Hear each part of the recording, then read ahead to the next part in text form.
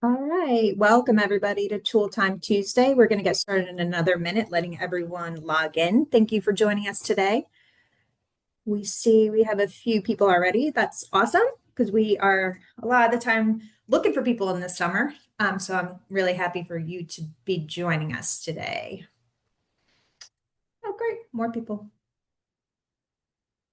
Yay. Hope everyone's Tuesday is going well. I know it is hot outside. I was just outside and it is hot And humid.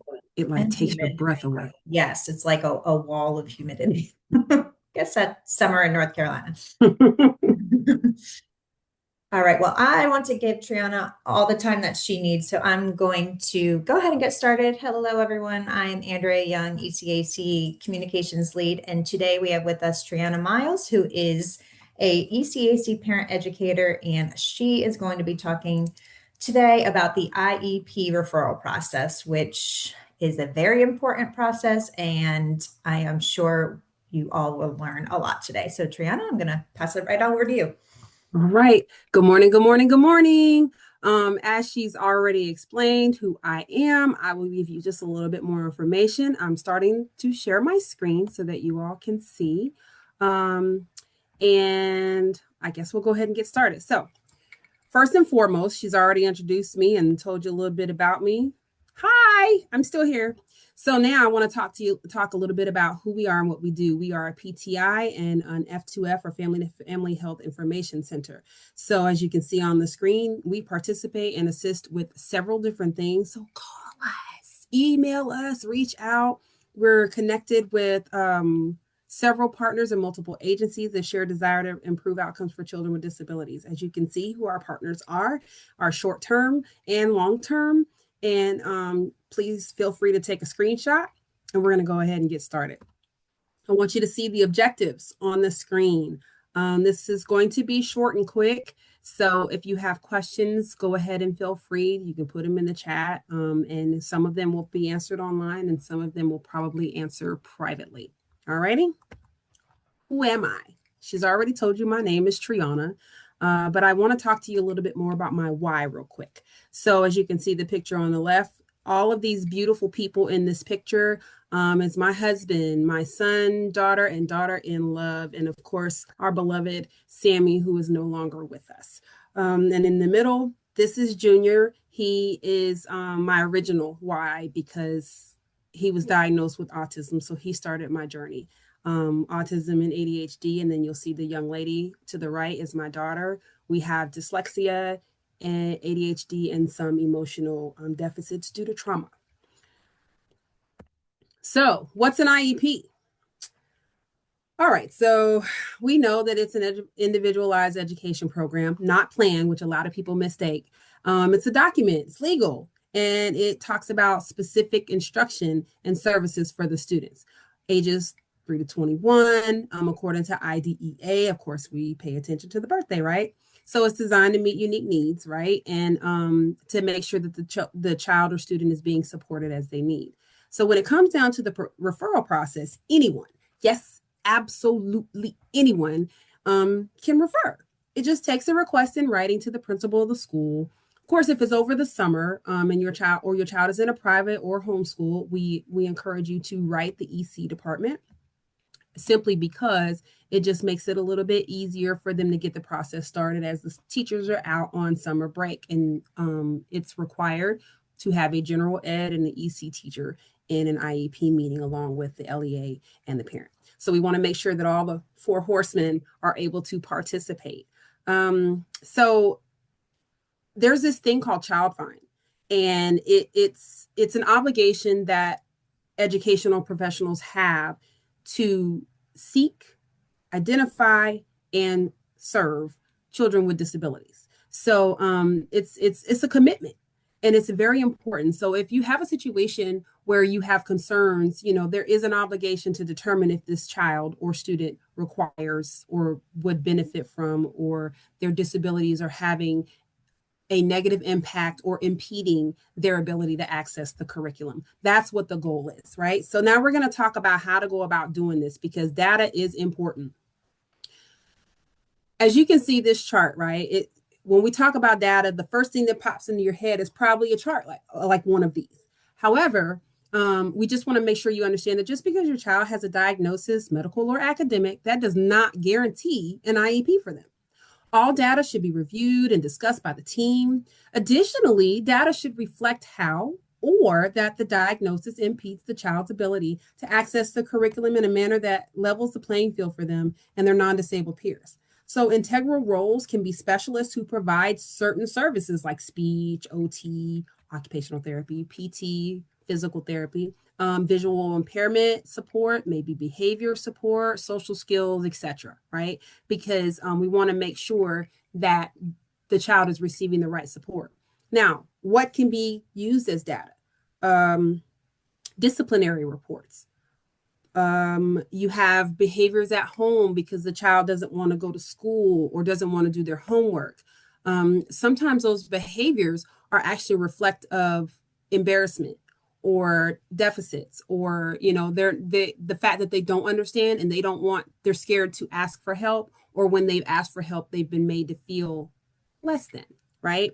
So then there's a form of anxiety there. So there are several ways to have data. Class dojo. Good important information. If you do or are on a class dojo, you feel free to save the class dojo. You'll log in on a laptop or a desktop, and you'll save the conversation as a PDF, because at the end of the year, you don't have access to that stuff anymore. It disappears. So, and having a bunch of screenshots is hard. Those files are huge. So you want to make sure that if you can put them in a PDF, they're a little bit smaller and they're easier to share if you have a concern. Let me make sure I got all of the information. I don't want to miss anything. Meetings should include those who play. Okay, I've talked about the 4 horsemen. You discuss your concerns. We have a great tool called the Painting the Big Picture, or Student Snapshot. Painting the Big Picture is typically for children 8th grade and under, and Student Snapshot can be for 8th grade and older, depending on the maturity of your child. It's a great opportunity for you to lay out your concerns, talk about the child's triggers, their motivators, the things that help them or dissuade them, because you know your child. So it gets to talk about the characteristics and how that presents for your child. Because just for my example, my son has autism and ADHD, but he's verbal. He is highly intelligent. So when you think of autism, there's so many different characteristics that you can have. You want to make sure that you explain and narrow down how it impacts your child. And then at that meeting, when everybody's reviewing the data, they will determine, they as in the team, will determine whether they will move forward with testing, or if the information that you've brought in does not require them, because the state has, or the school has, the right to do their own testing. Now we're going to talk about informed parental consent for evaluation. So we've gone to the meeting, we've talked about all of our concerns, we've provided data, discussed the information that warrants the concerns, and now the team has agreed to move forward and to do testing. Parent will sign what's called a consent form to allow them to assess your child, because evaluations cannot even begin without it.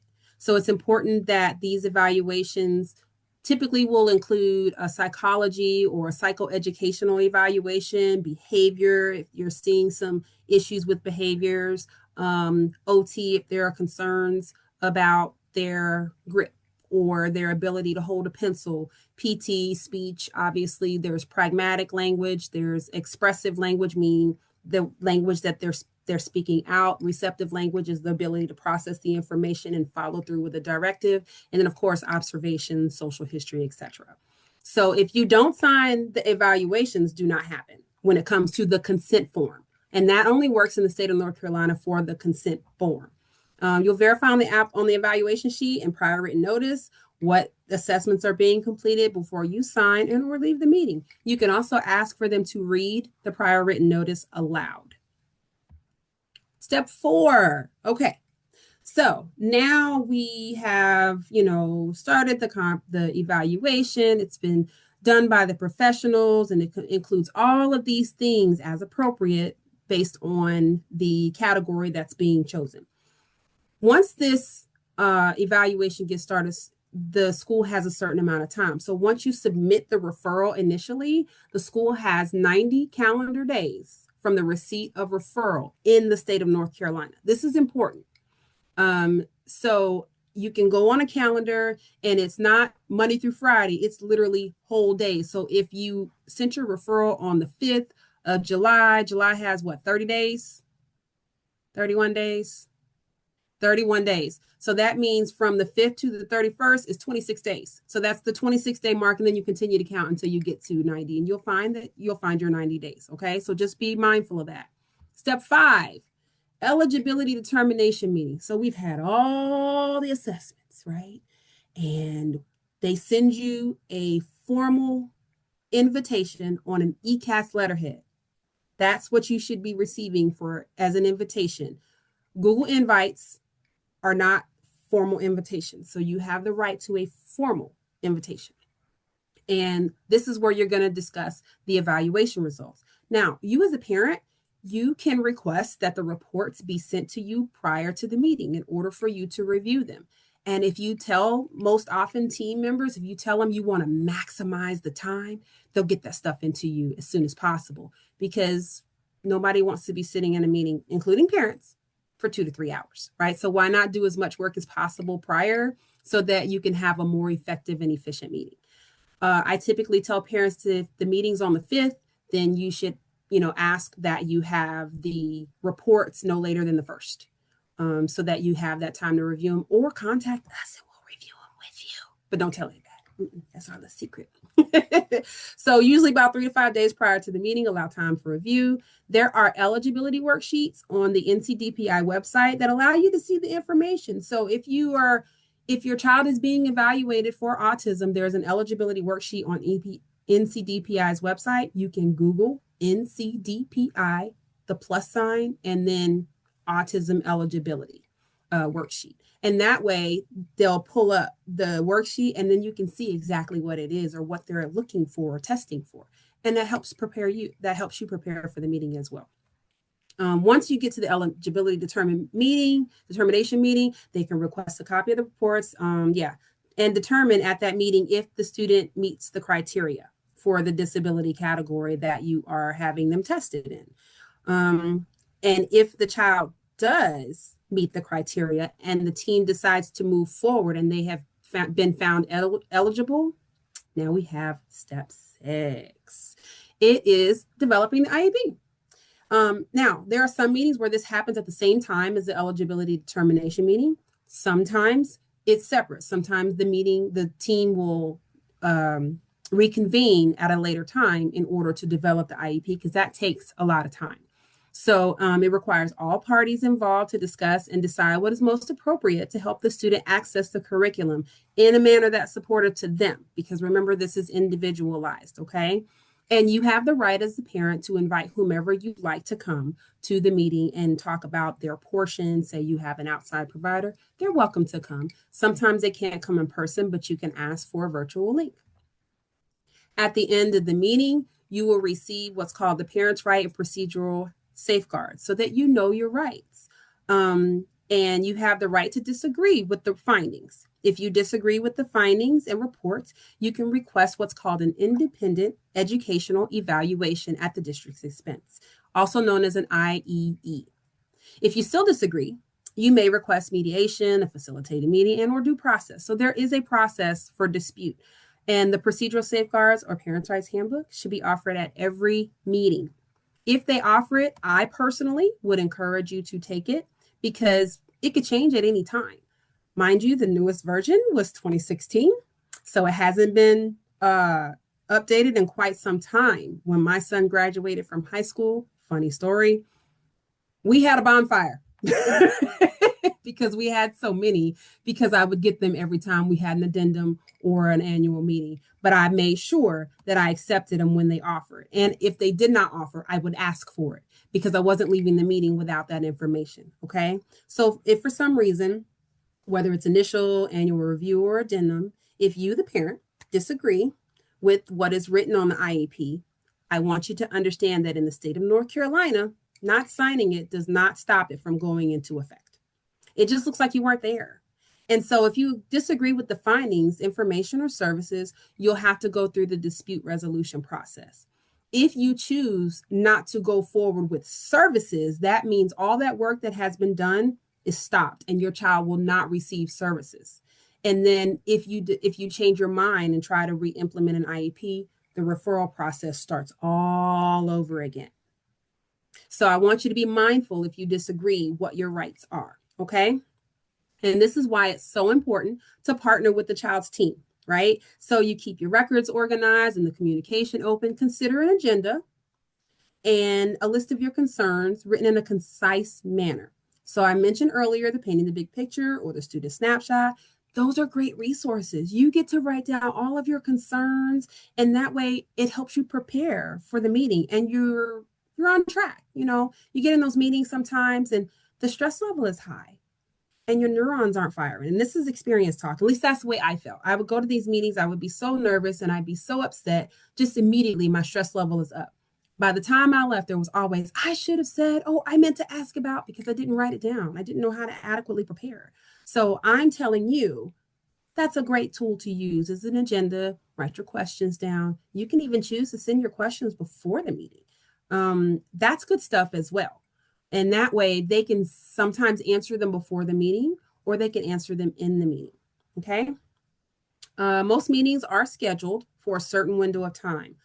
When I was in the classroom as the special education teacher, I was informed that our meetings could only be 30 minutes and we had to have them.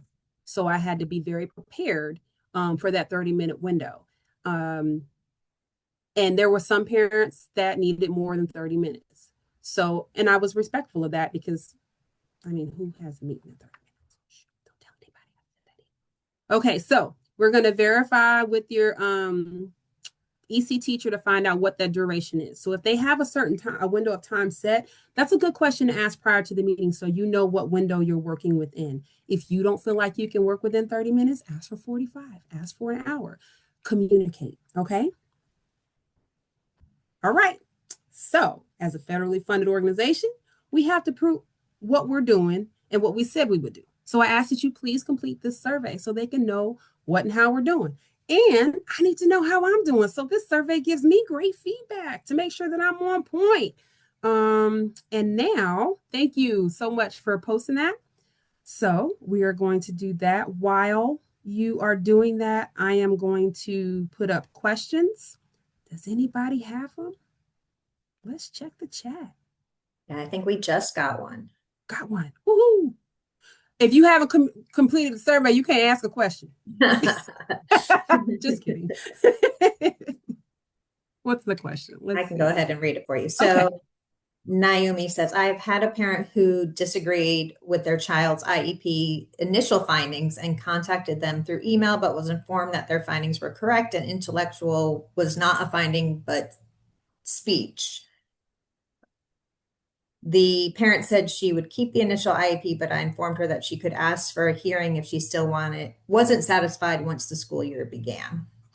Again, that goes back to the independent educational evaluation, also known as the IEE, because special education is a big bowl of alphabet soup, right? You pick up the wrong spoonful and there's letters everywhere. So it's important for you to understand those acronyms.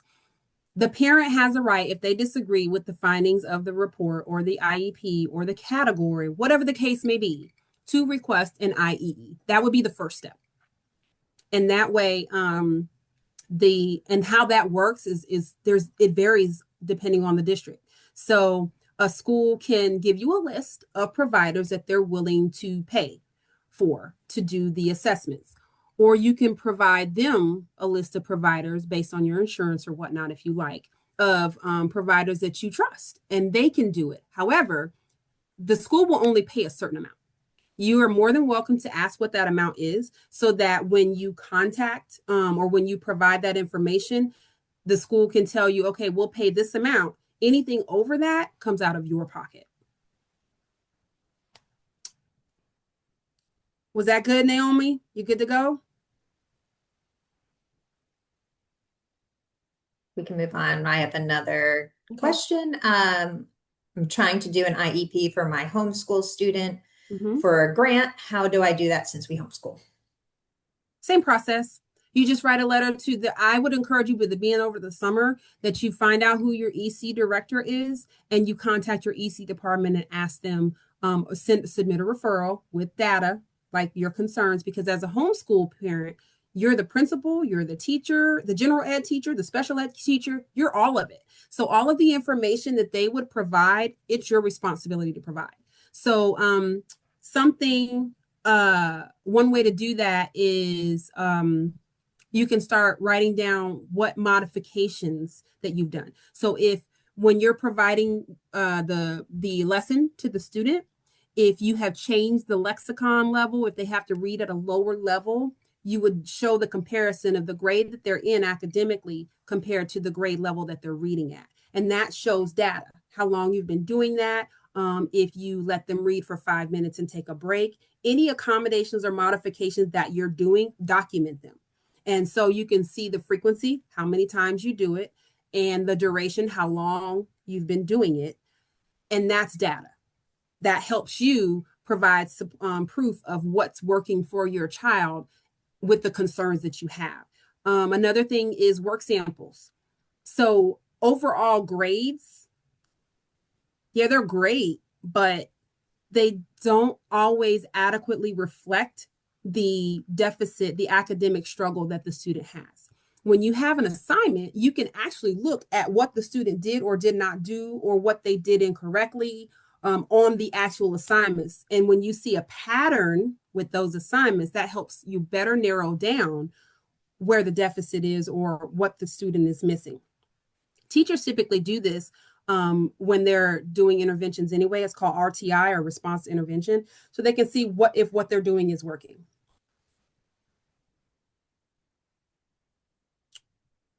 It just means that you close your window. So if you go down, you can still see the survey. If you go down to your tabs at the bottom or top of the screen, it might be at the bottom. I don't know. But yeah, it's still there. We have another question. We have an IEP. It was not Mm-hmm. fully followed. Any suggestions? So, first things first is document what wasn't followed. You can also request data. So if you look at the IEP, where it has the goals, the section where it has the goals, and I'm having a brain fart right this second of the actual terminology. So please charge it to my head and not my heart. But method of measurement is 2 columns away. So you have the goals written on the left column. The column next to that talks about how often, the frequency, 30 minutes, 3 times a day. And then the next column has like data sheets, observations, teacher work sample, student work sample, excuse me, or something like that.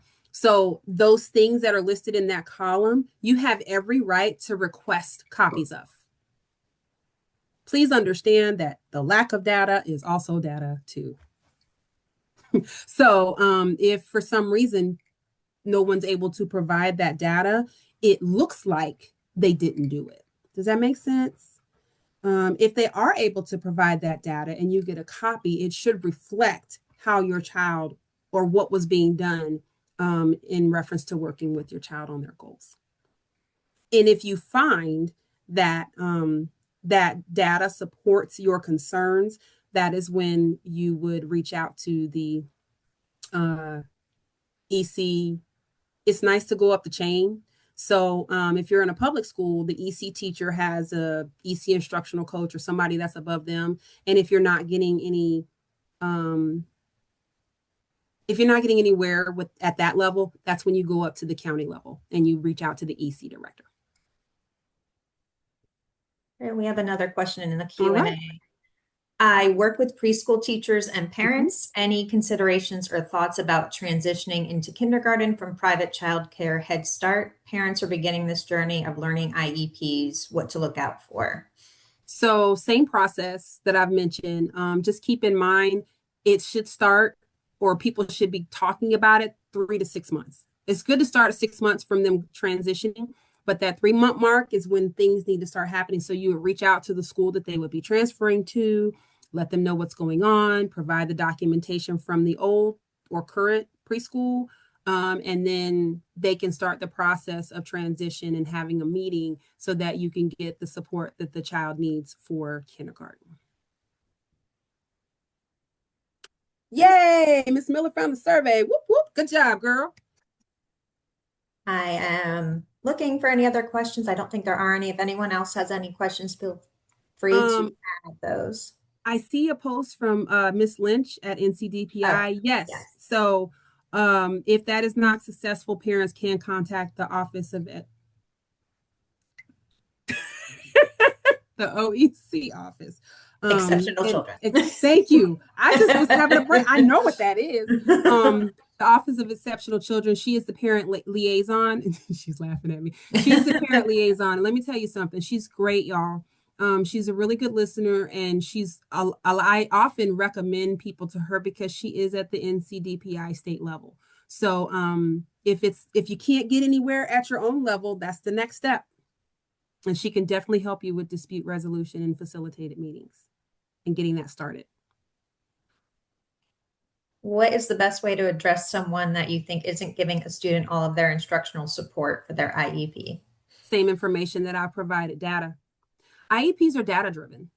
So, I mean, yeah, we can talk about all day the things we want to change, but if we don't have the supporting information to make that change, changes won't occur and they shouldn't occur. I understand that we as parents, we want certain things, but remember, we as parents want the best for our children, as we should. However, schools are only obligated to provide what is appropriate. So you won't get a Cadillac. You might get the Pinto because the Pinto is going to get you from A to B, especially if you've taken really good care of that Pinto. It's going to get you where you need to go. It's not about the flashy lights. It's not about the blingy. It's not about all the seats. It's about getting in the car, closing the door, making sure that the seatbelt works, and you're going to have the windows that are manual. Just an FYI. You're not necessarily going to have the press button windows. So I just want to make sure you understand that when it comes to IEPs. But it's what's most appropriate because it's about making sure that the child can access the curriculum. Sometimes that's just a break.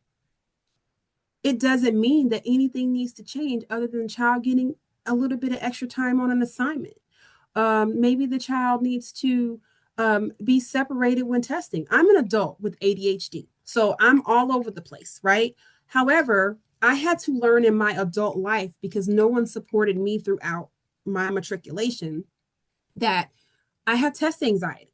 And so by having test anxiety, when I would do my test because I'm a licensed North Carolina special education teacher, I had to reach out to them and prove to them that I had test anxiety. So that means, guess what? An ADHD. So I got extra time because timed tests stress me out. I'm constantly looking at the clock. So that means I'm not adequately processing the question that is in front of me, or I'm overthinking all those multiple choice answers. Did I answer it right? What process of eliminations? But when I don't have that timer clicking on the side, or I have extra time and I know I can breathe. And so that's another accommodation that students can have as well. And it's important for them to be able to speak up and know what they need so they can say, hey, Miss So-and-so hasn't come by this week. Is everything okay? And also write down, have conversations with your kid. Hey, did you see Miss Such and Such? Did you see the speech teacher today? No, ma'am. Oh, you didn't? Did anything happen? No, ma'am. Then you go home to your little journal and you June 14th. Miss So-and-so, Junior said Miss So-and-so didn't come see him. Then write a letter. Hey, I just want to make sure everything's okay. I know it says 30 minutes once a week. I just wasn't sure what day you were coming, and if everything's okay and if there's something I can do to support you. Versus, hey, Junior said that you didn't come today. What's your problem? Do you see the difference? We said the same thing, but one was said in a manner that was supportive and you're just trying to get information, and the other one sounds more like an attack. You get more, what is it, more flies with honey? Bees. Nope, flies, because bees make honey. Next question. I'm on the roll. Oh, it's 12:30 already, y'all. It is. That's okay, though, if there's any other questions. Yeah, someone just had a question about all these documents. We will be sending up a follow-up to the webinar. So you will get Triahnna's slides along with links to the documents that she mentioned. So Ready to go. please be on the lookout for that. Mm-hmm. Yes. You will, well, I will be sending it to the powers that be who will disseminate it as soon as Yes, possible. exactly. I did want to make a plug because this is a topic that has so much information. I just Yes. linked our calendar and it Mhm. is not updated yet, but I am in the process of updating it. Our amazing parent educators have a full lineup of webinars coming up starting in August throughout the fall. Topics include effective IEPs, navigating the special ed process, IEP roadmaps. So lots of great information to start the school year. So I just want to make sure bookmark our calendar. That will be updated soon. So you'll know in advance when to plan for these webinars. So It's going to be a party, y'all. Come it's on, learn good. all the things. We're here for it. Yes. We're Yes. excited to have all that in advance and to get that out to everybody. Yes. Cannot And wait. before we end, I do want to just say next week for Tool Time Tuesday, I can't talk, we will have Steve Storm, who is the president of the North Carolina Fragile X Foundation. He'll be talking about the foundation's mission and how they help to improve the quality of life for those impacted by Fragile X through promoting awareness and understanding. So please feel free to join us next Tuesday again for Tool Time Tuesday. Before we go, can I do a shameless plug? Absolutely. So if you look on the screen right now, you'll see some of our great resources. To the left, you see the IEP checklist, which I'll have the link on the sheet on the information that you get. This IEP checklist is fantabulous. It doesn't matter whether you are a parent or whether you are in exceptional children's department. This is a great guide. I used to use it when I was in the classroom as a SPED teacher, and it was great for helping me, making sure it was a checklist to make sure I had all my T's crossed and my I's dotted, right? So it's a great tool as well as for parents. So you can also prepare. The Parents Guide to SPED in the middle is written by Duke Law students. I know I talked about the Parents' Rights book earlier. This is the same information. It's just written in a manner that we can all understand. So I love it. And if you, it will also be on my list. So please, please, please take a moment to familiarize yourself with it. If you struggle with reading the Parents' Rights Handbook, try this. Same information. It's very helpful. And then finally, you see the terms to know. I know I talked about alphabet soup. This helps with the acronyms that you will encounter for special education. I also want you to understand that NCDPI has a fantastic link and resource for families. It's their parent resources section, and it has like all the things that you can see on the right side. It talks about ECAC, Every Child Accountability and Tracking System, which is where children's IEPs are I almost said formulated, sorry, are developed and created. And then we have contact information, dispute resolution information. We talked about what to do when you disagree. That link is right there on NCDPI's website. So I want to make sure that you fully understand the resources that are available to you. As ECAC, here is our contact information. Please feel free to reach out to us. You can call, you can email. Go ahead and take a screenshot of that. And then you can also find us on social media. We are on all the things. You can follow us on Facebook, IG, LinkedIn, Twitter, and or Pinterest. And we also have a YouTube channel.